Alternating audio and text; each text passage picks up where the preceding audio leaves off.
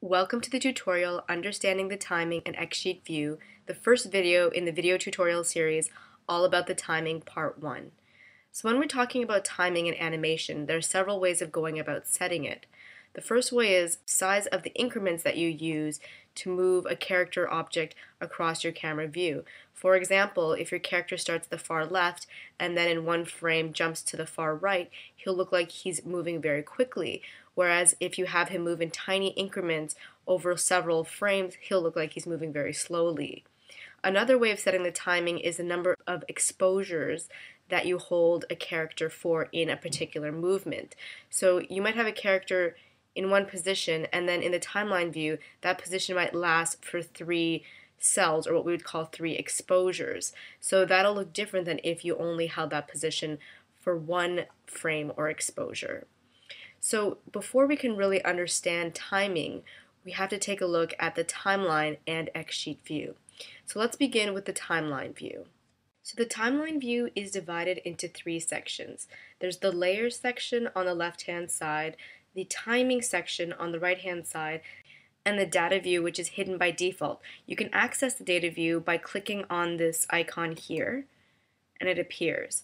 So in the layers section, you can add and delete layers, you can reorder them, you can parent them, and anything that you want to do to globally affect a layer you can do on this side of the timeline. In the timing section, you guessed it, you can do anything in terms of timing. You can add blank cells, you can delete cells, you can extend and hold exposures, whatever you want to do to change the timing. The data view is something that a lot of people are not particularly familiar with. If you use programs like After Effects, you might understand something like the data view a little bit better.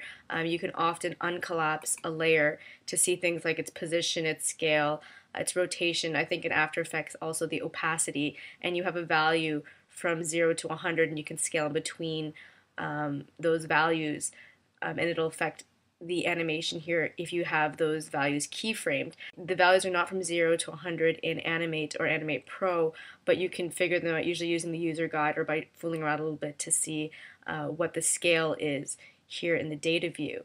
If you pass your mouse over one of the cells in the timing part of the timeline view, you can see the name of the drawing. So this one is stars underscore carrots underscore fists underscore clean dash 1.tvg. So it's a Toon Boom vector graphic. Here in the data view, you can also see the beginnings of something that looks very similar, and what that is it's actually, if you're using Animate, the drawing name, so the same thing that we saw by passing our mouse over the exposure here, but in Animate Pro, it's actually the name of the folder that the drawing is linked to, and I'll show you what I mean by that. So let's minimize this.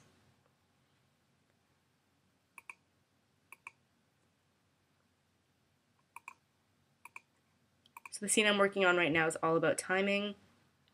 Here's the actual, file that you double click on to open the scene in the software. But if you scroll down, as you remember, there's a bunch of extra folders, elements, environments, frame, jobs, palette library. So if we go into the elements folder, we'll see that there's one called, if we scroll down, so stars, carrots, fists, clean.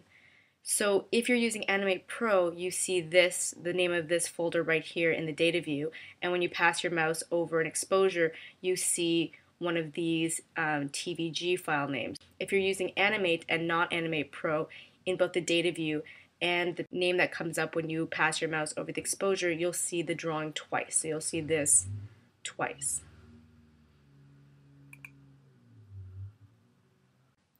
So one thing that I forgot to mention about the data view is that in order to change the values here, you can do 2 things. You can either hold your cursor over the blue number and you'll see that a hand appears with a double arrow, and that allows you to scroll values like this back and forth. Or what you can do is you can actually click in the field and you can type in a value. And when you do that on the top layer here, so let's recollapse the layer, what you're actually doing when you scroll or you type in a number is you're changing drawings. So when we talked about swapping drawings or creating drawing substitutions, you would scroll through this section to be able to scroll through the various mouths or hands or facial feature positions that you've created for this drawing layer at a specific cell. So now let's talk about the XSheet view. And to do this, we have to bring it up. So I'm going to go to the corner here and click on this down arrow and select XSheet from the bottom of the list. So as I mentioned in a previous tutorial, the XSheet or the exposure sheet in traditional animation used to be a set of instructions that the animator would hand off to the cameraman so that he would film the cells in the appropriate manner. So Animate and Animate Pro uses the exposure sheet a little bit differently, but I'm going to go over the various parts with you. There are 13 parts to the exposure sheet that I'm going to talk about, but I'll go over them one by one. So the XSheet itself, I'm just going to expand this to make it full screen, unlike the timeline, is read vertically. So you don't read it from left to right, but you read it from up to down. Each column represents a drawing layer. It shows you the names of the drawings, so this might be a bit confusing because these are numbers, but you can rename your drawings, and then so you would see that this is actually the name of the drawing and not necessarily a frame number. The frame numbers are actually listed here, so frame 1 would be here, and the last frame of your scene would be all the way at the bottom. So in here in the function, well, these are function columns for the camera peg, you can see the actual values of the keyframes, which is something that you don't see in the timeline. You just see a black square, and any line in between indicates that motion path or motion tweening. So in the XSheet view in general has more details than the timeline and is supposed to be easier and faster to read than the timeline. So the exposure sheet has 3 sections, and what I've described to you is known as the main section of the exposure sheet, and it's the only one that's displayed by default. What you see in the main section of the XSheet is just the drawing layers, otherwise known as drawing columns, and any functions that are not attached to a specific layer. So the camera and the camera peg are not attached to any specific drawing layer, and that's why they're shown here. So the second section we're going to describe is the function column section, and you can access that by clicking on this small arrow tab here. And right now we don't see anything because you have to select a specific layer in the timeline view in order to see its functions in the function column view. So I'm going to go back to the timeline and let's enable the punching bag and the punching bag peg. And if you select the punching bag and you go back to the XSheet, you'll then see functions for the punching bag in the function view. And you can always pull this over a bit if you want to see more of the function section of the XSheet view. So the third section in the XSheet view is the column list section, and you can access this in several ways. You can click on the little gray arrow tab here on the right side, or you can go to the XSheet toolbar and click on the second icon, Show Column List. So now it's going to hide it, but you can toggle it and bring it back. Or you can go to the View menu, which exists only in Animate Pro, and select View Show Column List. In the column list, you can decide whether you want to show or hide individual columns which correspond to individual layers in the timeline view.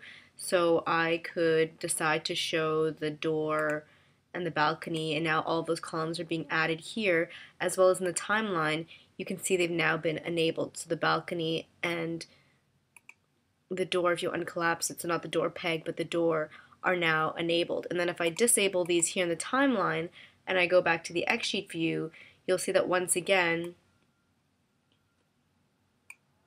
they've also been disabled. So the door and the balcony here are disabled because I disabled them in the timeline view.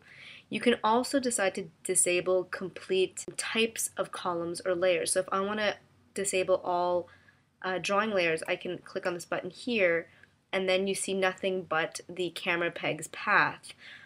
If I re-enable that, it brings back any of the drawing layers that were previously enabled. And you can do that with function columns, with 3D path columns, with 3D rotation columns, sound columns, and annotation columns. And you can also click on little eyes here to show hide all.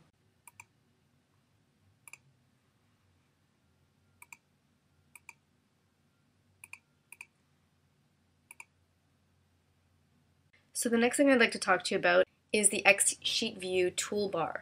So it's this toolbar right here, And if you don't see it in your XSheet, you can go to Windows, Toolbars, XSheet View, and it'll bring up the toolbar if it's not already there. So the XSheet view has several functions that we've already looked at in other ways. So the first one, though, is show thumbnail. So I'm going to click on this. And the XSheet is kind of daunting to look at if you're just looking for titles of layers, but if you have an image, it's often faster to identify right away that, okay, this is the dojo, this is the punching bag, this is the fighting cloud, these are the carrots, stars, and fists, because you actually see a drawing from that layer as a thumbnail represented at the head of the column. So that's what this first button does. As you saw earlier, this toggles the column list. This button adds columns. This one deletes columns. This one adds individual frames, which is one of these long horizontal looking cells. The scan we're not going to get into. This is create empty drawing and duplicate drawing, the same two buttons that appear in as the first two buttons in the timeline view toolbar.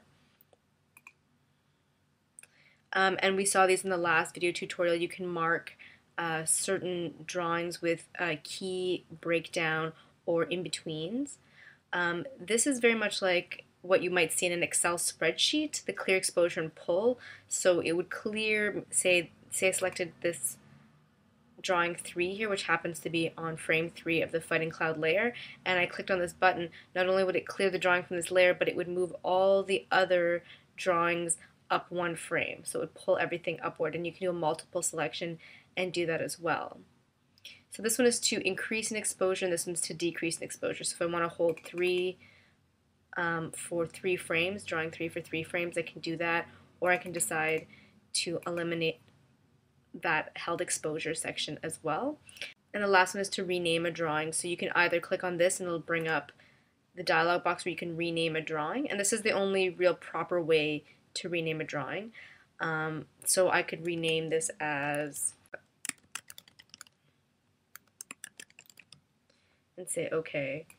So now this drawing has the name Fighting Cloud. So that, or by right-clicking and going to Drawing, Rename Drawing, is the only real way to rename a drawing. If I actually click in here and then change this to 3, what I'm doing is I'm actually now holding this drawing for second exposure. I've now inserted drawing 3 in frame 4. So if I do that, I haven't renamed anything. Drawing 4 still exists, but it is no longer exposed anywhere. Well, actually, I think it's exposed right here, but it's not exposed in this section here. And if I want to bring it back, I can click on this again, and I've called up drawing 4. So clicking in a field and typing in something alphanumeric does not rename a drawing at all. It just calls up drawings the way you would do drawing swaps or drawing substitutions. So like I said, the only true way to rename a drawing is to right-click on it and go to Drawings, Rename Drawing, or by using the keyboard shortcut, of course, or by clicking on this button right here. So now let's look at the different parts of the XSheet view. So this white rectangle that's at the top of all of the columns is known as the column header. The title that you see in the column header corresponds to a layer in the timeline.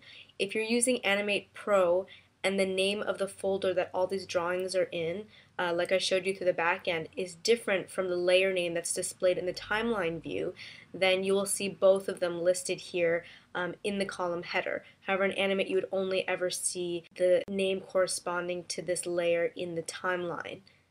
If I change this name either in the column view, it'll change the timeline, and if I change the layer name in the timeline, it'll change the name in the column header. If you right-click in the column header, you're able to get all the options that you need for the column.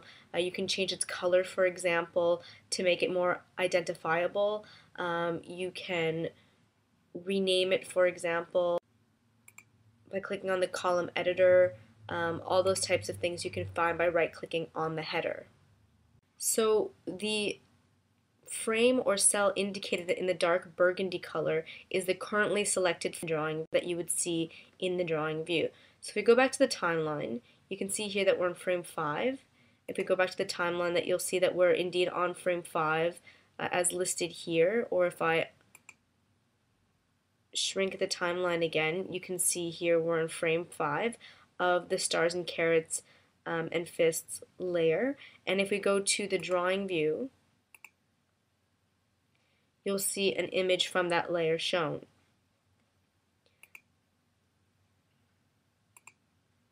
However, all these other gray boxes that you see here shows you the currently selected frame. So it's not just the drawing that's selected that's in burgundy, but it's the entire frame, because in both the XSheet view, when we're speaking horizontally, or in the timeline view, if we look vertically, anything that's in this column in the timeline view is seen in the camera view, as long as it's enabled here in the timeline. So that's what that gray row is. The gray row would be all of these frames on frame 5, but that correspond to different layers. So as I mentioned before, these are the frame numbers. You can click on any of them to go to that frame. So if I click on frame 12, and the playhead in the timeline is now at frame 12, we can see that here again as well. And if you want to select multiple drawings, you just need to click and drag, and then you're selecting all the cells from all the different layers or columns for these 5 frames. So in the timeline it would look vertical. You'd be selecting the equivalent of frame 12 to, let's say, 18 here, like this. So that's what you would be essentially doing. As I mentioned before, the way you can tell that an exposure has been held for multiple frames is by this long black line that you see. So we know from here to here, drawing 1 is held for all of these frames. In the timeline view, what that looks like is this. So there's no actual cut between any of these frames. It's just one long gray bar with what looks like a ruler with small little notches, but it's not like the row above where you see full lines breaking up this row. And so we know that for the text, it's the same text for every single one of these frames from frame 1 to, I think, frame 127, where here they're clearly all different all the way down. These black lines that demarcate that there's a held exposure also exist because there are certain areas where there are no drawings that exist at all. So from frame 20 to 30 in column stars, carrots, and fists, there are no drawings at all. And so I'm not confused about that because there's no line here, there's no held exposure. So I know for sure that these cells are empty. I know for sure that these cells are filled with drawings. So it's one of the last few things I'd like to show you. Here at the bottom of the XSheet, you have the current frame listed, so that would be frame 12. And if we look over here, indeed that's true. And then after the colon, you have the name of the column where the currently selected drawing exists. So our currently selected drawing is what's in burgundy, which is drawing number 8, and indeed it belongs to the column stars, carrots, and fists. And here we have quick add or subtract exposure field. And so if we select our drawing, and we know it's selected for sure because of this black border around it, so it not only has to be burgundy, but it has to have this black border around it, you can add and subtract exposures quite quickly. And it's the same as what you do here with this button, the only difference being that you can add a big amount quickly or a large amount quickly. So instead of clicking 30 times, I can just add the value 30 into this field, and now drawing 8 has been held for 30 exposures. And I can actually bring it back very quickly as well by doing the same thing. Then lastly over here you can see the word overwrite. I hope you can see that. And if you click on it, you can see that it is changed to the word insert, and you can click back and forth or toggle between those two. It might look slightly different on Windows, I'm not exactly sure. But what this does is it programs the way that values are inserted into your XSheet. So whether you'd want current values to be overwritten or to be inserted between existing values. And by default, it's set to overwrite. So let's take a look at the function section of the XSheet. So for that, I have to go back into the timeline and select a layer that has some functions associated with it. And so we'll select the punching bag again. And I'll go back to the XSheet view. So these columns, so position X, position Y, position Z, this might look familiar to you. Scale, skew, all those things you've seen before in the timeline. So if you uncollapse,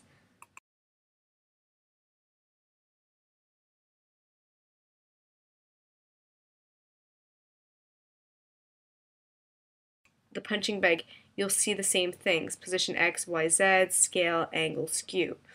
And